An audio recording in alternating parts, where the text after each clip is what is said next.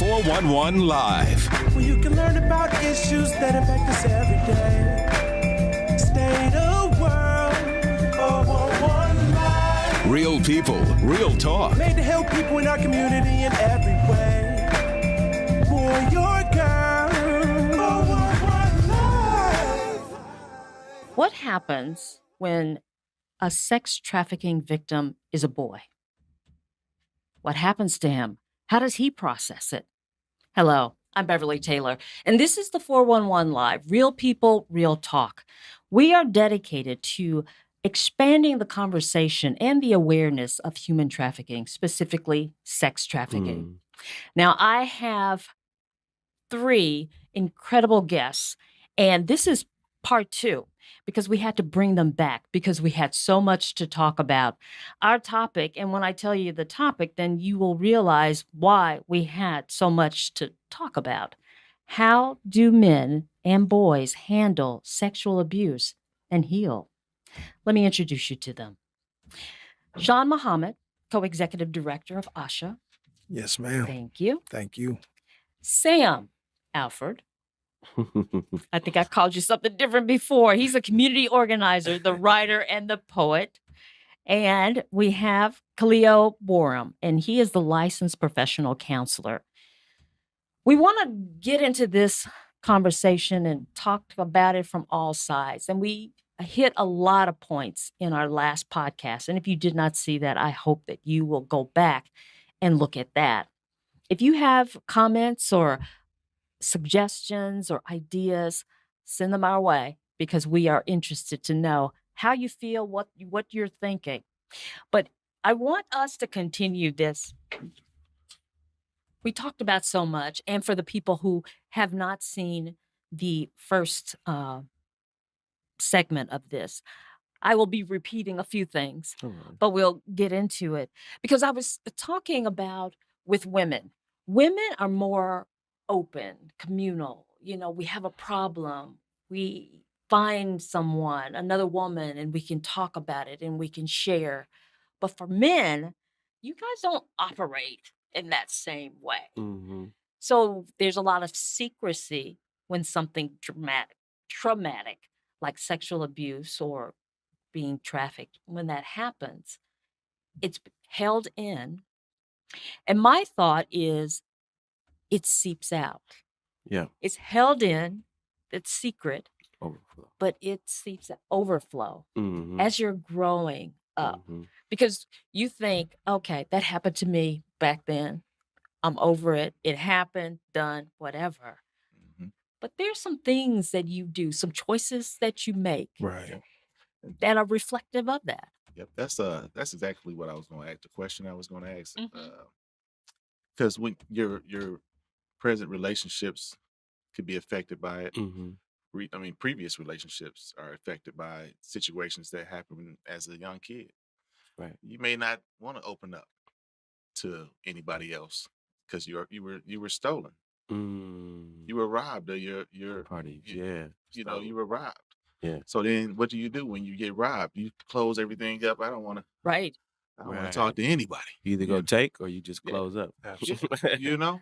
Yeah. So it's hard for that person to even build a relationship when they've been sexually harassed. I mean, female, male. A lot of times when I've talked to females that say they want to be gay, they're gay. And they say situations happened previously, like a male may have molested them. Right. Or some situation. I mean, that's just an example. Right. Some situation made them this way. Right. Which they don't like males no more anymore. Right. For guys, okay, it's cool. You still gonna uphold that male persona, but it's like, okay, well, do I really give this girl all of me? Right. Yeah. My heart. All right. Yeah. Give you my body or give you half of me. Right. Yeah. Not that. Do I give you everything? No. Right. I might hold Right. back a little Right. bit, because I don't want this to ever happen again. Yeah. Got to be safe. Yeah. One of the things we did at the ASHA project, we had a HIV outreach program, and we also had a disease intervention program.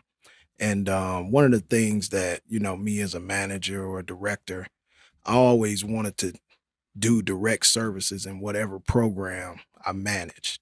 So I would know from the top to bottom how you're supposed to do this, make sure Right. they do it correctly. You know, and while working in HIV outreach and in particular disease intervention, which is primarily locating and referring individuals who are suspected of having sexually transmitted diseases, right? So the Asha Project is unique because we offer culturally specific services. So everything is geared for us, you know, or for, you know, people who are just listening and not viewing, for Black folks, you know, Right. African Americans. Right. So when I would have my victims come in, or individuals who had contracted diseases from their partners, I would get a lot of brothers and sisters who were from the LGBTQ community, but many of them would disclose to me, as Brother Khalil said, that they were molested first. Yeah. You know, and I know that that's not something that is really talked about in the white community, you know. In their community, you know, it's just widely accepted that you're either born that way or whatever. But in our community, one thing that's not really spoken of in the mainstream is that many of our brothers and sisters that are in the LGBT community first were molested. And this was disclosed to me over and over and over again, you know. So when I would get a victim who contracted HIV, you know, that's a devastating whole lifestyle. Oh my God, you know, it's devastating to receive some information like that. So for me to tell them, look, I have to bring you in and tell them that they've contracted, that they're now HIV positive. Wow. They would often, you know, not only take the medical advice that I'm gonna give them, but they would disclose their entire life to me. Because it's such a devastating piece of information that I'm giving them. Right. And it's going to change their lives forever, you know. And many times our brothers and sisters would disclose to me that, you know what, I actually live this lifestyle. Because, you know, they would blame it on their lifestyle. I wouldn't, you know, but they would say, man, this lifestyle that I'm living allowed me to contract this. Many times it was because of substance abuse, you know, and sometimes it was because of promiscuity. Right, you know? right.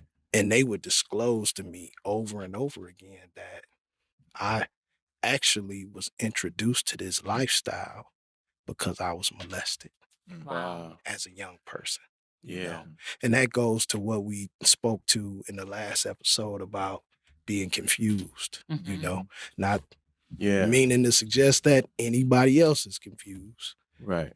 Who live that lifestyle. And I guess it's a way for them to practice that lifestyle safely. Absolutely. But I think when people use promiscuity, heterosexually or homosexually, to run away from themselves, to run away from pain or emotional depression or whatever. But just scaling back, if I can, real quick, let's talk about these molesters in the families, these uncles or aunties or big cousins, like especially in the people of color communities, Black and Latino, because I knew a Latino brother who told me that if it never happened to him, and you know, that he wouldn't be, because you know there's a whole machismo and homophobic thing, and so we're not co-signing or endorsing that. But I'm gonna make this point: none of us are co-signing predatory molestation, but kids can't consent, regardless. Theoretically, if you want to say they're heterosexually or homosexual, let kids be kids, let them play, let them do what they got to do, and that'll come. Hormones gonna flow through their brain. The developmental years is 1 to 8, but then when puberty hits, they're gonna get a shock of their hormones around that time, and them teens where they can figure out what they want to do. But how do we let these predators in our, let's just say, Black community, like we got this whole toxic culture. I'm gonna say toxic of this our business. Don't you tell nobody my business. This my business. This my business. But the minute that the generational curse, let's say this, 2 parents have a child. They pass in Y and X chromosomes. they have their own traits going into this child. But when they decided to do this pleasurable act, it probably was for selfish reasons. That was your business. But when you produce a child and pass along these traits and then maybe generational curses and then let certain stuff go on the house, maybe you didn't co-sign it happen in your house. And then all your business that you create this environment, spill out to the community, then it's our business. And if a child getting hurt or anybody out there being hurt, it's not your business no more. That's foolishness. Right. You catch this in the white community that white kids that hate their parents for the least slightest thing. I've seen the cultural nuances where they'll cuss out, yell. We in our community don't allow us to say nothing about our mama or our daddy, stay at a child's place. I'm early 30s. I'm not in the child's place right now. I'm at the table. I can talk with somebody 70 to whatever. And I'm going to wrap it up in a sec, but I'm just saying it's toxic. That's our business. Yeah. That's your business could burn it. What happens in this house stays Right. in this house. Yep. And this the other thing. Men heal quickly. Or boys heal quickly. Like, you scrape your knee, don't cry. You don't do this. You stacking up these emotions and it's toxicity. You know what I mean? Right. You stacking it up and you making a monster. And I'm not excusing anybody who commit murder or domestic violence. Like, I hate it. Like, I really have a strong disdain and hate for abuse. But this whole your business spill out to the community. Now it's our business. Somebody burned their baby mama on fire. Now it's our business. Right. They shoot their baby mama in the garage and the kids. Yes, sir. Now that's our business. Mm-hmm. The brother did the Miller Coors thing the other day. I don't know the context of what pushed him to that point or all this stuff of this tension and trauma in general stacked up, and you still talking about your business in 2020 and our community falling apart and this 70% I feel you, you crazy. No, You know I feel what I mean? It's everybody's business. It's been our business. And I'll say this last piece about men who deal with trauma and run from issues. We insecure too. We scared too. And we out of control sometimes. Why do I say that? I'm speaking in proxy, but I'm not saying everybody. The dudes who usually abusing somebody don't feel they have no control or no power. Since they don't love themselves, they don't love you.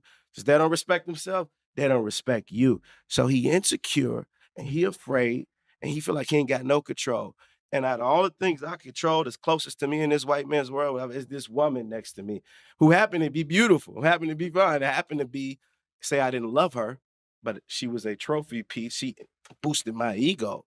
So if you're the only thing he could control, he gonna go through heaven and hell. This abused turned abuser to abuse and not lose you because he codependent and insecure. And a lot of guys who go through trauma and get hurt become narcissists because it's the last piece. We promote toxicity and narcissism in the Black community through hip hop, and then we respect and co-sign it through music and movies, and they'll wonder why these guys are like, oh, these young boys to young men, this is what I got to do. You know, brother, I agree with everything that you said right there, but I wouldn't say that we promote that toxicity. Yeah. I would say that, big business. You're right. Promotes about hip hop, especially. Yes, sir. There's a lot of other good music out there. The major labels and the movies, are the institutions, that can actually promote that, and send that throughout the world. You know? Like we don't have the power to send, Snoop Dogg to, Thailand. Or somewhere, have his music over there. So we don't own the medium and the platform. Absolutely, but, So that type of message and messaging and programming, like we can't necessarily. It's certain things like since I brought up Snoop Dogg, Snoop Dogg just recently referred to Gayle King out of her name. Oh yeah, right? For the COVID. He got a lot of backlash about that. Yeah, right. But when he generally did that in the music, where he was talking about, Black women, nobody said anything. That music was all over the place. Right. And it was all over the place to the point where it was almost programming. Yeah. Right. Yeah. So in our community, it's he been married for years. Yeah, it's not unusual for young men to grow up with a misogynistic point of view. Absolutely. Because the music contributes to that. Yeah, and the culture. But people outside of our community control that music. Right. Even though the artist and the face that you're looking at looks like us. Right. But right. the person who's sending that music all over the world does not look like us. You know? That's true. So that's the only thing that I would. Can I say one last thing? I agree in terms of where our power and what we control. Because I wrestle men, like we control the cool and whatever the status quo. Black people generally do that in pop culture. So it's back time where it's like men checking men and how you brothers help men and and also checking them. Because some people just need to be stood on and checked. Just making it plain and clear. There's a lot of brothers who know what they're doing and everybody ain't had an issue. Some people just bad people, if I can be honest. I think some people just do what they want to do. Men checking men, but also on the other end, in terms of endorsing healthy masculinity, women in terms not praising a toxic male figure too. Because a lot of the young guys, especially in high school, the bad boys is cool. The young 20s bad boys is cool. The narcissist, he cool until he go upside your head or he take your money and take your car. And I'm not saying blaming no victims or blaming no women, but men got to check men culturally. It's 2020. Frederick Douglass and them didn't go through all that mess they went through for us to be here talking about dope and trapping and all that. And the women like, okay, give that good guy a chance. Or tell your nephew and your son, like, yo, that's what's up. The good boy, reinforce positive behavior. Absolutely. So we start to shift. Because what can we salvage out of our men? They not, we got to throw them away. And I'm going to say this last piece is that men generally, in terms of who have issues, like women have issues, talk it out. They may stay with somebody, they try to feel another kind of pain or feel another kind of pleasure. But guys commit suicide or commit acts of violence. Because after a while, if I don't feel no control and I feel I'm afraid and insecure, I got to do something. And statistically, men commit suicide or commit acts of violence or self-medicate to try to fix it. So and they have control of that. Right. Yeah. We're going to come back. We're going to talk more about disclosure. Stay with us. We'll be right back.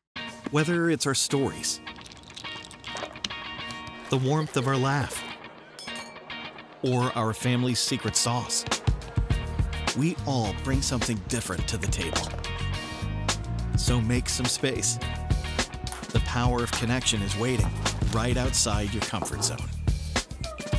Learn how you can help strengthen your community at belongingbeginswithus.org/teamup.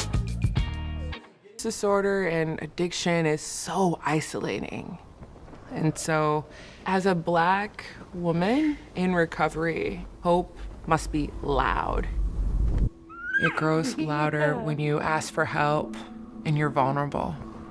It is the thread that lets you know that no matter what happens, you will be okay. Welcome back. We are continuing our discussion on how do men and boys handle sexual abuse and heal. And Sean, you were about to say something about disclosure.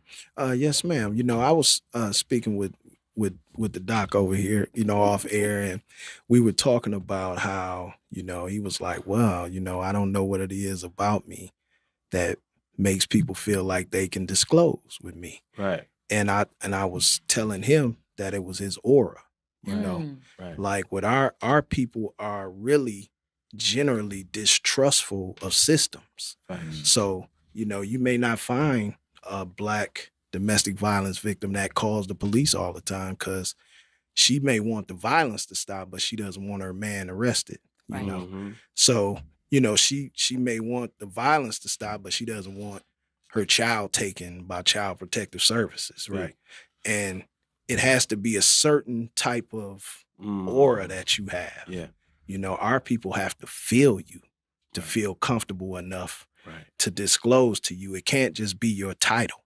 Yeah. It can't just be the education that you receive. You as a journalist, every journalist is not going to get information, but because we can feel you, you can facilitate this conversation and open us up. We're comfortable enough. Now we can speak about it, And the doc here, he has the type of aura where, oh man, I can disclose to him and I can let this burden off of me. Right. Just because of the way he makes me feel, just the spirit that he has. And that's a gift. That's a gift. I think in counseling, that was one of the things we were talking about before I even got my degree. I was in the Air Force, and my troops used to come and just talk to me about situations. Absolutely. And that's when I was like, you know what, maybe I need to start, educating myself a little bit before I tell this person something. Right. So, and then the thing is, so we have a clinic here, Mind Star Counseling, 79th and Burleigh. And I counsel people all the time, and you have to build rapport with people. Right. And my rapport has been, granted, I counsel males, females, old, young, everybody. Mm-hmm. For my males, my young males, they attach to me a little bit. They look for that person to say, okay, this is my uncle. Right. Facts. Yeah. Right. I know him. Yeah. Yeah. And I feed into that, and I'm like, okay, well, you feel like I'm that personable with you, then let's talk. What's going on with you? Absolutely. I'm that regular person. I'm not going to give you all these high educated terms and make you feel real shallow and cold. I'm going to give you the stuff like, hey, what you're doing is wrong. What's going on with you? Right. And they feel that. Mm-hmm. And I think that's that aura that I have, that I was blessed with. And I don't think you can get that. No, through that's it. And I think there's a hunger for that kind of thing, that kind of relationship. That warmth. Yes. Yep. It is. It's coming from another man. It is. It's a different energy that, especially a male child, a black male child, it's a different energy that he receives from a black man.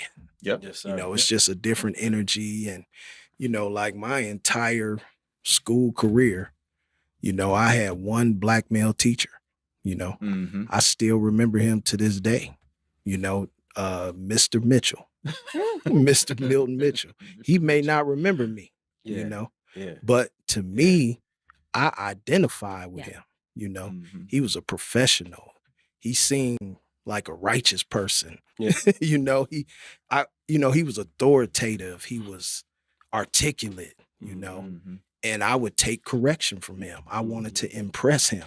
Yeah. And I would disclose things to him, So it's easy for me to see why, your young clients identify with you like that. And we need more of those kind of relationships, because that man to man, because I was talking about the women, we're talking all the time, that man to man bond, to be able to feel comfortable and trust and disclose things, and somebody to walk alongside you who cares about you, wants you to heal.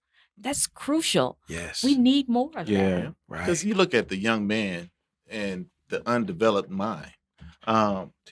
They're young. They're 12, 13. They're searching for somebody to guide them the right way. They never have that guidance, or they look at the drug dealer, or they look at the, what they see on the streets now is they run red lights, steal cars. I go to DT and see kids, and they praise that. Yeah. I'm a number one tipper. I said, what is a tipper? You got to get the car on two wheels. I said, you're trying to kill yourself. Who told you that was the thing to do? But they praise that. Yeah. They like, oh, somebody told me this was it. Right. I had it was a kid, and he was a scholar at King. Somebody showed him how to steal cars. So then he became one of the top, car thieves in the city until he got caught. Wow. And I mean, praise that he made it, without dying. Yeah. But it's hard. That's unfortunate. Yeah. I'm going to bring you guys back. Okay. Another scenario. As you know, I'm a former Fox 6 reporter, anchor. Right. And I've covered a lot of court cases. The only reason we watch Fox 6. Right. Yeah. But I've covered a lot of court cases, and some really stick to me. But I remember covering this one court case where there was this young boy. This woman was on trial, former teacher. She was on trial for sexually assaulting a student. And he was about 15, 16, somewhere in there, and had that little relationship. She was, pulling him to the side, and they were having their little rendezvous. Right. But one of her tactics was she became friends with his mother. Wow. So she was coming over to their house. Right. The mother trusted her. you know, and Right. so if she said, well, here, I'll take him, whatever, the mother's good with that Right. because she Right. trusted her. Right. Then the mother started noticing her son changing. Right. Something wasn't right. Right. And I can't remember if she saw some text messages on his phone, but she Mhm. figured it out. Right. And of course, she went ballistic. She was having a fit. But and so the woman was on trial for this. Right. But the criminal complaint and then the mother's testimony talked about how it affected this boy. So there's this thinking, okay, this older woman and this guy, and hey, hey, Yeah. hey, Yeah. this kid was messed up. Right. I mean, he isolated himself. He was close to being suicidal because but she loves me. Right. Right. You know, he's going way over here. For this woman, it was, I Yeah. care about you, but Right. this was good Right. for her. Right. Although she told the court, I'm so sorry, blah blah blah blah blah. But this kid, and I was just thinking, where does he go from here? Right. This How old kid was she? needs- She, gosh, I think she was like late 20s. Okay. Well, I would say Predators come in all shapes and sizes. right. I would say that the young man, just guessing, I would think that he didn't think that he was assaulted. No. He thought that he was just in an inappropriate relationship.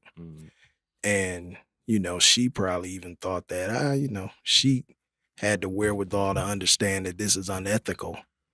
But she probably didn't even think that she was assaulted. She probably, I'm sure she knew better. Yeah. But in his young mind, he didn't think that Yeah. there was anything wrong with this. And I think she was married. Ooh, wow. Yeah. Wow.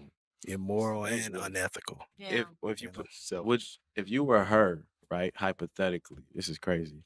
Do you think you would talk to a kid with a lot of agency, or who's going to tell somebody with the biggest, you know what I mean? Like, you probably wouldn't talk to the most confident kid in the room because there's a call that he may tell on you. You know what I mean? Or speak up. But somebody you can kind of control emotionally.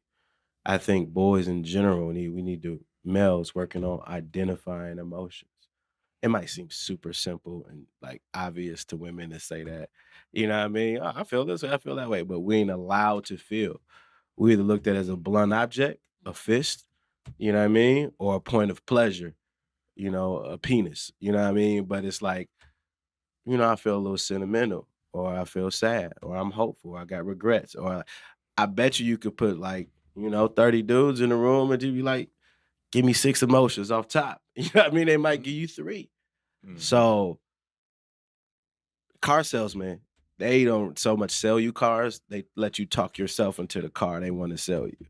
Talk yourself into that. And I think this older woman who preyed on this boy let him talk himself into that. And then even the brain, right? The brain the frontal lobe isn't finished developing until you're 25. Yeah. Yep. And that you can build addictions to sugar, to soda, to food, and to a person.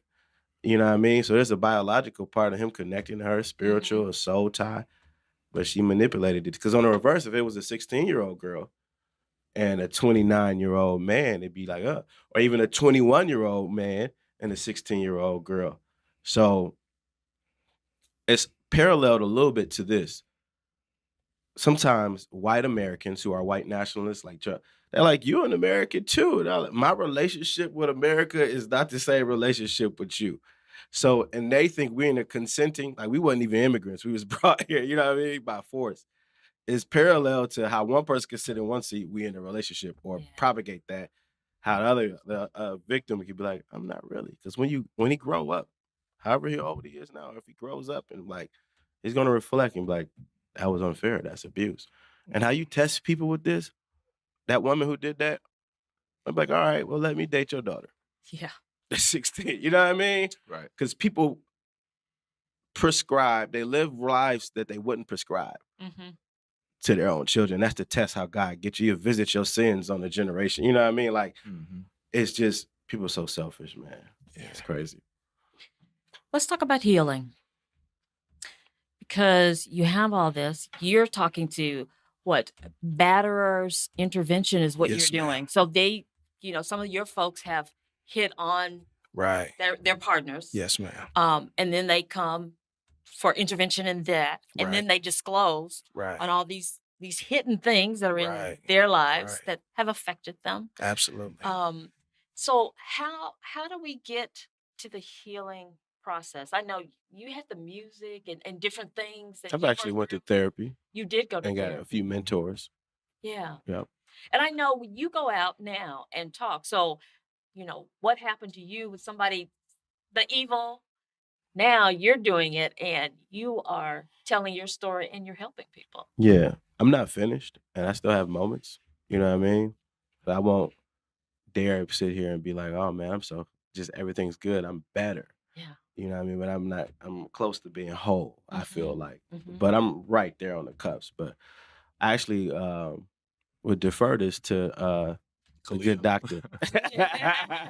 I got some stuff to say, but he should speak on this.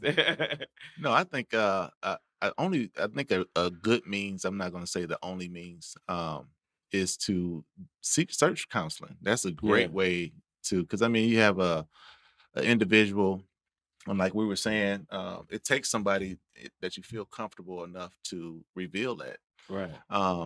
If you can open up and get that off your chest, that it'll open up a whole different world to you. It's like spilling the beans. Yes, sir. You know, if you can get that, it's something in there Yeah. in your body, Yeah. and it's happened to you. You know, it may not be right, but I can't tell anybody. And if you're able to at least start by telling one person that has confidentiality, this is between me, you and I'm not going to tell anybody else. Right. This is our secret. Yeah. Yeah. You letting it out. And when you're able to start letting that out, and then maybe at that point, you'll feel a different way where you'll be able to maybe tell somebody else. Right. Or, even contact a perpetrator and figure out where that perpetrator is. Like you found the perpetrator and know where he is and everything else. Yeah. On accident. But yeah. To the point where this person may need to be addressed. Right. Yeah. Yeah. No, that's that's very real. Facts. That's very real. Because the perpetrators, for the most part, what we were saying is they're family members. Yes, sir. They're close friends. They're Right. somebody close to the family. Like that teacher that was made friends with that parent. Yeah. That lady needed to be addressed. Right. She needed to be put to jail. Right. Right. Justice need to be served. Right. I think it does. It starts with disclosure, first of all, because many of the men that have disclosed to me over the years have prefaced it with, I never told anybody this before. Mhm. Right. So they've been carrying that Yep. weight, like Sam said, Mhm. their entire lifetime. Mm. Yeah. Yep. Some of them may have told their partners, but for the most part, the majority of the men, Brother Sean, I never told anybody this before, and one of the things that we have in our UGMA curriculum, the UGMA that's just the name of our Batterers Intervention Program, but one of the things that we have in our curriculum is the 8 Steps of Atonement. So in the 8 Steps of Atonement, initially, what you do is point out the wrong. So you want to do this ideally with a person that's wronged you or your perpetrator, your abuser. So if you do, that's why I agree with you saying that it's a good idea to confront them if you can, but you point out their wrong. Hopefully they confess their faults, acknowledge what they did, repent, and atone for what they did. Atonement is actually doing something. Define atonement. Well, atonement is basically, when you look at the word atonement, you actually have at, one, and then you add a suffix meant, meaning an action of doing something. So in order for us to return to oneness with one another, something has to be done. So if I just bump into the doc, me saying excuse me should be sufficient. But if I spill some grape juice on his expensive looking sweater over there, I have to say, hey, Right. not only am I sorry, brother, but allow me to get that clean for you. And then if the grape juice doesn't come out with the cleaners, I'll get you another sweater. You see what I'm saying? So atonement has to match the offense. Right. And then you go through those steps, you can get to forgiveness. Right. So I think that I agree with you. I'm 100% in agreement with you. And I think the effect of having this incident happen to a lot of people, and if you are able to go and communicate this incident, and you may not get a justice out of it, but the justice is going to be for you to vent it. Yeah, for the victim to get it off their chest. Exactly. Right. It's not unnecessarily. I mean, that lady, she went to jail. Okay. But that next person, this person that's calling in or something like that, right? That person is still alive. He's still hanging around the house. He may be around there. So you have that vent off your chest. You know what? You did something to me. I didn't like it. It was wrong. You know it was wrong. Yeah. And I mean, let's go. And I throw it in the garbage. That's good. Hey, fellas, we're out of time. Wow. That went fast, didn't it? Yeah, it did.